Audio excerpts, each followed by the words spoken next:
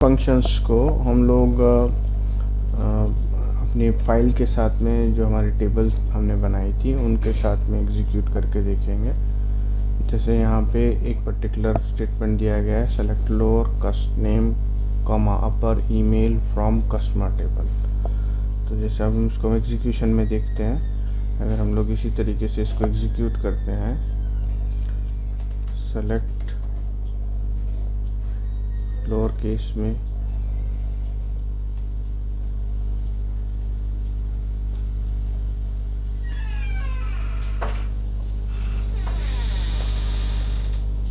Select lower case में customer name comma अपर में email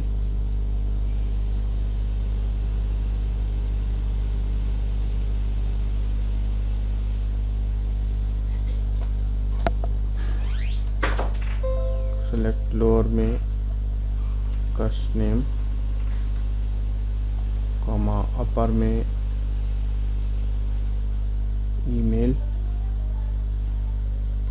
from customer table. अब अगर मान लीजिए स्टेटमेंट को हम एग्जीक्यूट करते हैं तो यहाँ पे हमारे पास में लोअर केस में कस्टमर नेम आ गए सारे और अपर केस में हमारे ईमेल्स आ गए कस्टमर टेबल से। तो इस तरीके से हम लोग इन फंक्शंस का इस्तेमाल कर सकते हैं।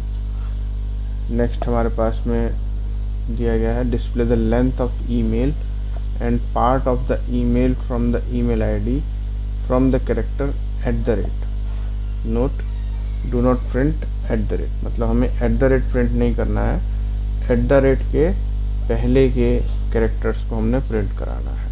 तो यहाँ पे देखिए ये स्टेटमेंट बनाया गया, सेलेक्ट लेंथ ऑफ ईमेल, क्योंकि हमें बोला गया लेंथ निकालो ईमेल की। फिर चूंकि हम लोग इसको लेफ़्ट साइड से लेंगे क्योंकि हमें @ तक इसको लेके चलना है, तो ईमेल कॉमा @ एंड देन -1 का इस्तेमाल किया गया। अब हम यहाँ पे इसको इस तरीके से भी मेंशन कर सकते थे कि हम 1 से लेके और जहाँ तक @ है। अब चूंकि हमारे पास में ईमेल की लेंथ के अंदर हमें नहीं पता कि किसका ईमेल का स्टार्टिंग पोजीशन 5 अल्फ़ाबेट का है, किसका 7 अल्फ़ाबेट का है, तो इसीलिए इसको @ एंड देन -1 का इस्तेमाल करते हुए इस्तेमाल किया गया है, सो दैट जहाँ पे भी @ फिगर कर रहा हो, क्योंकि हमें @ प्रिंट नहीं करना है, हमें @ तक जितने भी अल्फ़ाबेट हैं उनको प्रिंट करना है।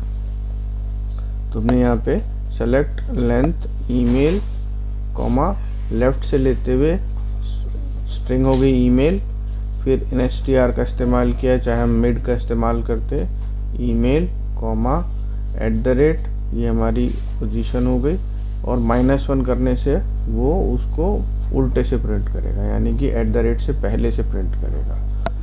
तो इस चीज़ को हम लोग कॉपी पेस्ट लेके इसमें एग्जीक्यूशन में दिखाता हूँ मैं आपको।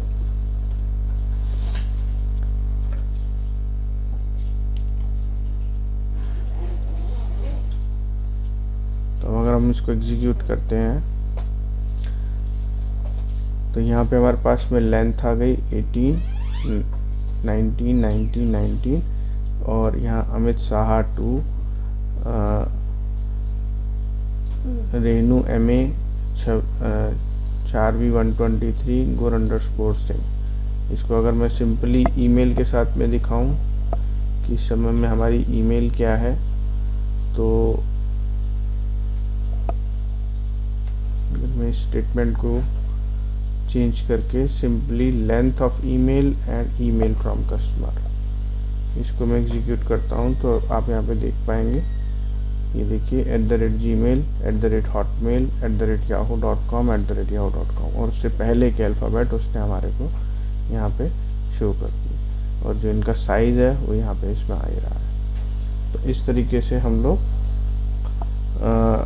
अब इस पॉइंट को एग्जैक्टली मैं क्लियर करना चाहता हूँ। स्ट्रिंग हो गई हमारी ईमेल, @ हो गया हमारी वो पोजीशन जो स्टार्टिंग पोजीशन है, और एंडिंग पोजीशन के लिए हमने -1 का इस्तेमाल कर लिया।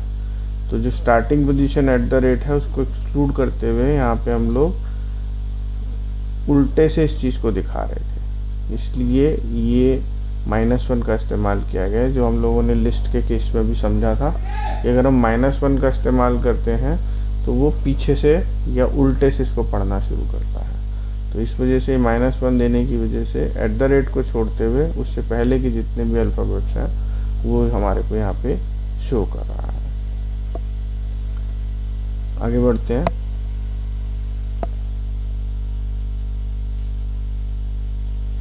Now let us assume that 4-digit area code is reflected in the mobile number starting from position number 3.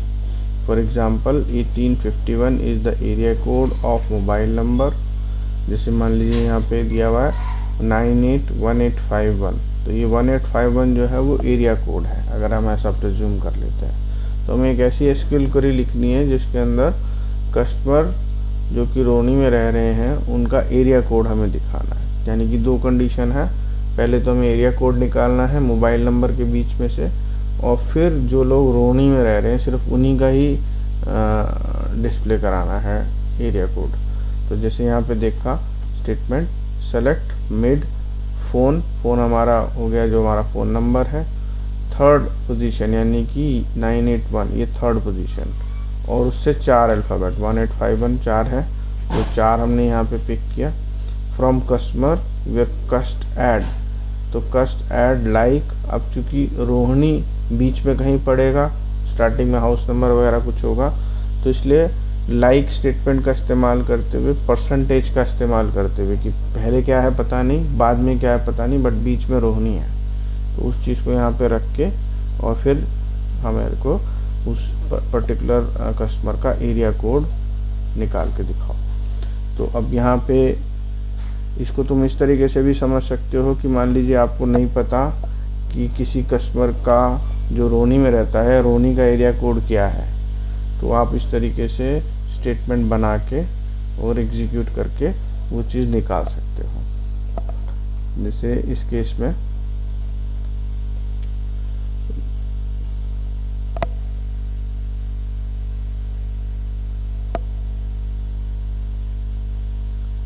Late me check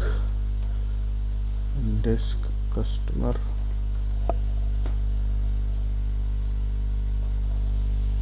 ये हमारा डिस्क्रिप्शन है, फ़ोन नंबर है और कस्ट ऐड भी है। ठीक है, कस्ट ऐड लाइक कोड्स का फ़र्क पड़ गया।